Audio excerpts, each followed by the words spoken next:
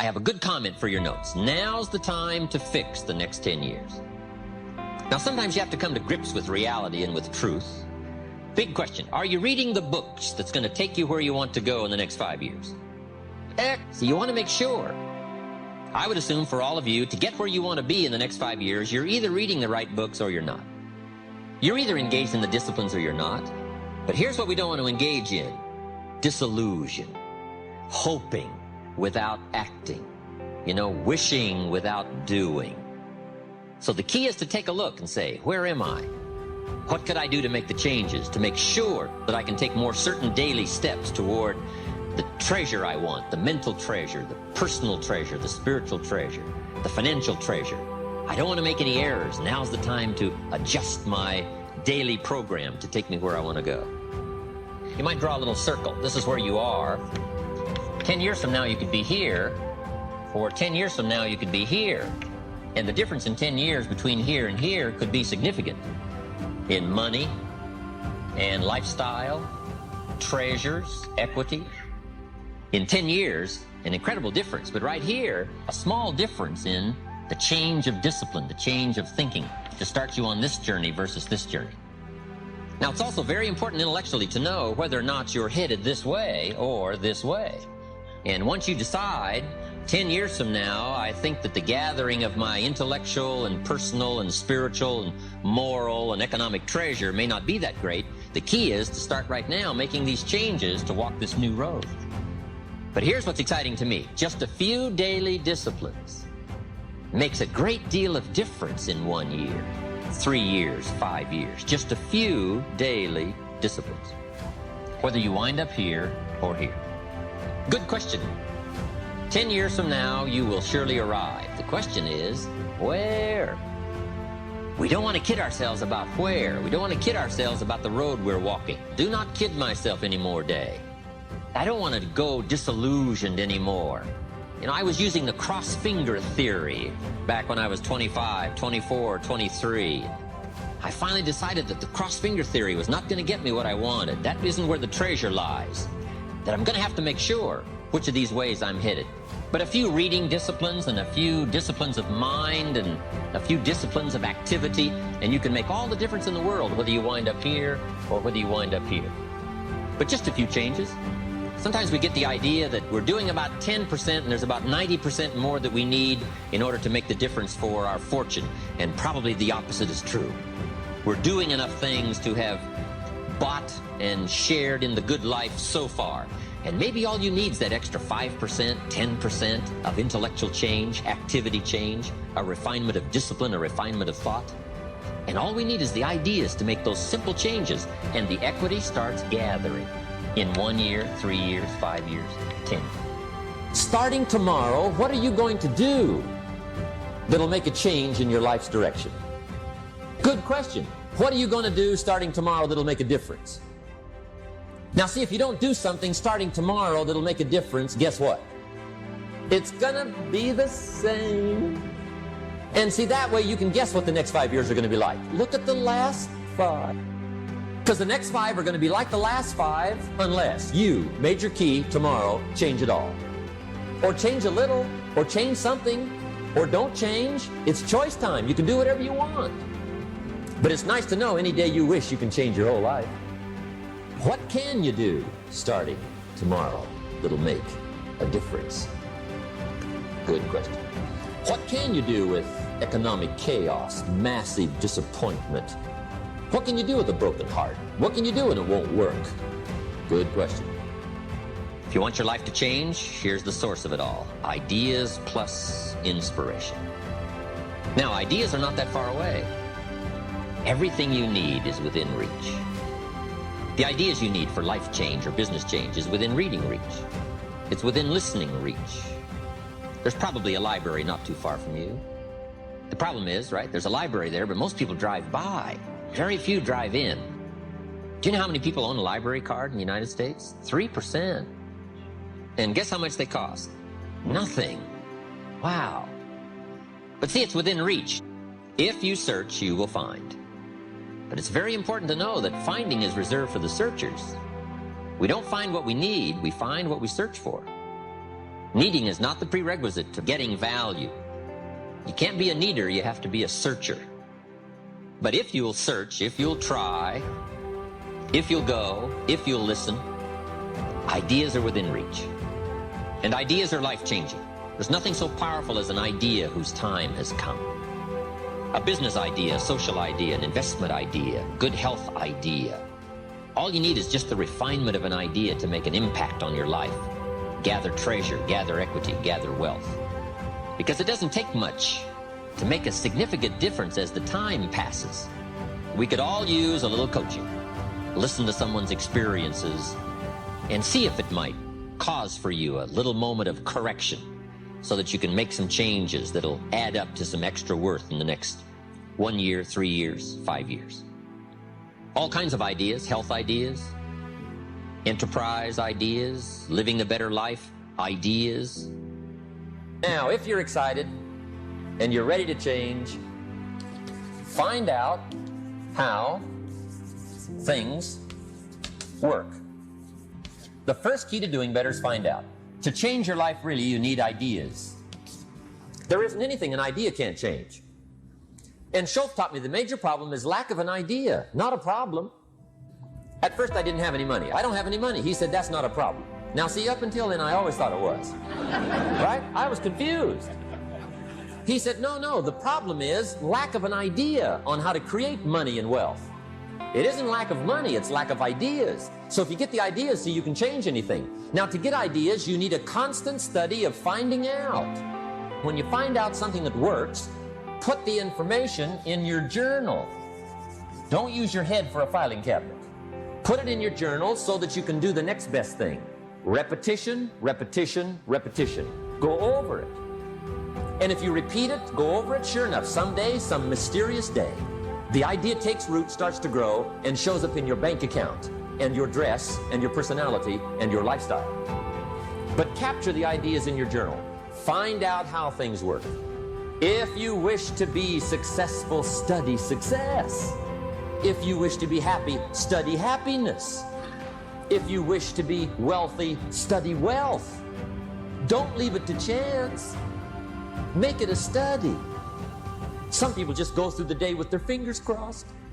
See, that won't do it. You've got to study the things that can change your economic, social, spiritual, personal life. Become a good reader. All of the successful people I know and work with around the world, they're all good readers. Curiosity drives them to read. They got to know. Become a good reader. Now, that's my opinion. Listen to the other lecturers and listen to me and make up your own mind. Don't be a follower, be a student. Okay? I say, really, for life change, you got to read. One way to learn is from your own experiences, but another way to learn is from other people's experiences. See, one book might save you 5 years if you read. Did you know there's books on how to be stronger, more decisive? Be a speaker, be a leader, have a better effect on other people, develop your personality. Did you know there's books on that? And people don't read them? How would you explain that? And they can read. Did you know that hundreds of successful people have written their stories in books and they wrote down how they did it and people don't read it? How would you explain that? The guy's busy, I guess. You know, you get tied up. The guy says, well, yeah, you work where I work, but the time you struggle home, it's late. You got to eat a bite of supper, watch a little TV, get to bed. You can't sit up half the night reading. And the guy's behind on his car payment. Good worker, hard worker, sincere. But you got to be better than sincere and work hard. Otherwise, at the end of your life, you'll wind up cold, stony broke. You got to be better than a good worker. You got to be a good reader. You may not be able to do all you find out, but you should find out all you can do. See, you don't want to wind up at the end of your life and discover that you've lived only 1/10 of it. And the other 9/10 went down the drain. Not for lack of opportunity, for lack of information. Now, here's the best human virtue for finding out: curiosity. Make a note of that. Curiosity. Be curious. You might add a word to it that'll help. Childish curiosity. What will kids do if they want to know something bad enough? Bug you. That's the phrase. They can ask 1,000 questions. You think they're through? They got another 1,000. They'll drive you to the brink. It's a virtue. When you gotta know, be like a child. In fact, the master teacher said, unless you can become like little children, you might as well forget it. You don't have a prayer. Excellent advice. You gotta be like children. 4 ways, in my opinion, to be like a child. Number 1 is curiosity, and number 2 is excitement. Get excited like a child over your ability to make yourself do anything for change. 3rd is faith. Have faith like a child. Adults are too skeptical. And 4th is trust. Trust is a childish virtue, but the rewards are incredible. So be like a child. Now, there's millions of books, so you can't read all the books. But here's what I mean by read all the books. Read all the books you need to read to make your fortune, become powerful, influential, healthy, prosperous, and become the best it can possibly be during the course of your lifetime. Read all of those books. Don't be short on that list. One of the greatest experiences any of us can have is the experience of to persuade somebody that we've got a good idea, to persuade somebody to buy a product or consider a service, to be able to influence somebody to a way of life, a product, an idea, a company, a corporation, an enterprise. Influence is one of the greatest of life's experiences. The chance to influence somebody else, their thinking, their future, maybe their lives, is a great experience. And all the way from being a manager to an executive to being a parent, we all have in some respects the chance and the opportunity to influence somebody else. Now, the key is to develop the skills to do it. There's one thing in doing it casually, another thing in doing it hazardly, and the other is to do it on purpose by learning the skills. Gathering the skills to help influence people to a way of thinking, to a product, to an idea, to an enterprise, or just to a better life. I think first of all, to get more, we need to just be thankful for what we already have. But let's be thankful for where we are, because that's how good ideas start to flow. Thanksgiving for what you've already got.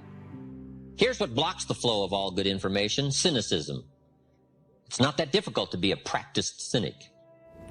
Feeling cynical about circumstances, cynical about place, cynical about opportunities, cynical about people. But if we turn that around, turn cynicism into thanksgiving, now the ideas can flow, information can flow, refinement of ideas can flow. So that's number 1, be thankful. Here's number 2, be eager to learn. No matter what you know, there's always some more. There's nothing like a good, powerful discussion to refine an idea. What we want is ideas that pass the test of the tough questions. And it's good to be around people who can ask the tough questions. Debate has a unique way of refining ideas that can become of value. But here's what I ask you to do. Argue with all this stuff later. Go back over your notes and relive the experience and think about what we've shared with you here. The key is to stimulate the mind, to think thoughts and to think ideas, to open up channels of information. Refinement of intellect is where the future fortune lies. But be eager to learn. And the last comment is, be a good listener, which isn't easy these days. Everybody wants our attention.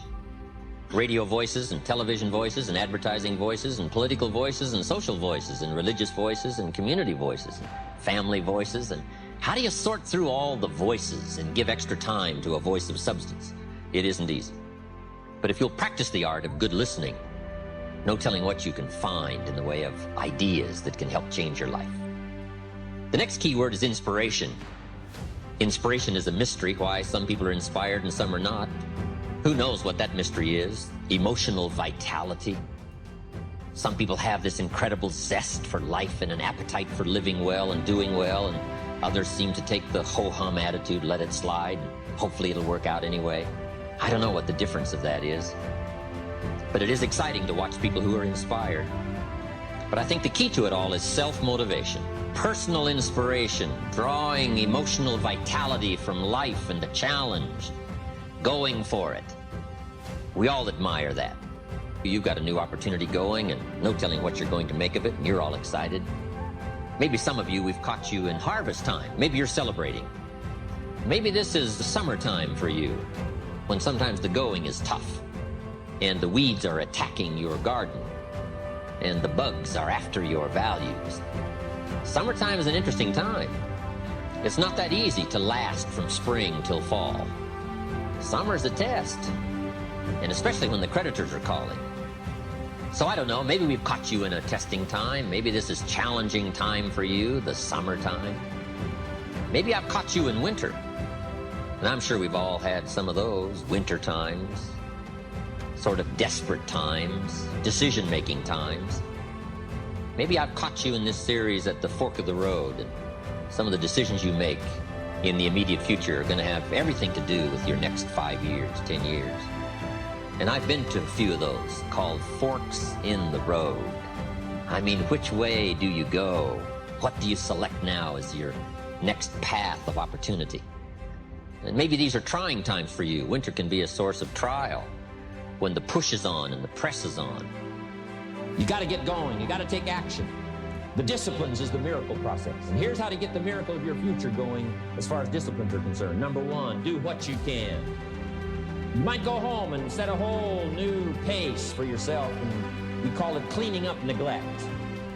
Should walk around the block, could walk around the block for your good health. Don't walk around the block. Don't call on the wrong track. Could change, should change, don't change. You're on the wrong track. Don't let neglect destroy your days, destroy your life, and destroy your future. Go back and do what you can. And if you'll do what you can, then life will give you some extraordinary things to do. You've got to take care of the small disciplines before life will give you a chance to handle the more complicated disciplines.